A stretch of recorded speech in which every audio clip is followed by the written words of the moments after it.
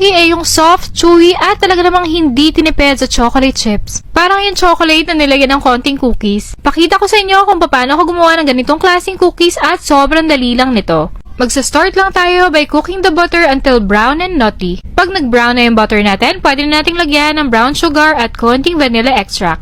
I-cool down muna natin to room temperature bago natin ilagay yung itlog para hindi ma-scramble. Then, mag-sift tayo ng all-purpose flour, baking powder, baking soda, at konting salt. Mix lang natin all together hanggang mabuo ang ating cookie dough and don't forget to not overmix. Kapag okay na yung cookie dough natin, pwede nyo nang ilagay yung preferred nyo chocolate. Ayoko na masyadong matamis kaya dark chocolate yung ginamit ko dito. But pwede ka gumamit ng semi-sweet, milk chocolate, or pwede namang mix. Then with an ice cream scooper, isa-shape ko na to into balls. Lagyan pa natin ng more chocolate sa taas para mas maganda pag binake. Chill this minimum 2 hours pero yung akin kinabukasan ko na binake. Inayos ko lang uli yung pagkabilog niya at pwede na natin to ilagay sa cookie sheet para i-bake. And after 12 minutes at 375 degrees Fahrenheit, ready na ang ating chocolate chip cookies. I-cool down nyo lang ng mga 15 minutes para mag-set ang ating chocolate chip cookies. And after that, pwedeng-pwede na agad kainin. Ang sarap, grabe. Para sa akin, mas sumasarap pa siya pag pinapalamig sa ref. Crispy yung edges niya pero soft and chewy on the insides at talaga namang bumabaha ng chocolate.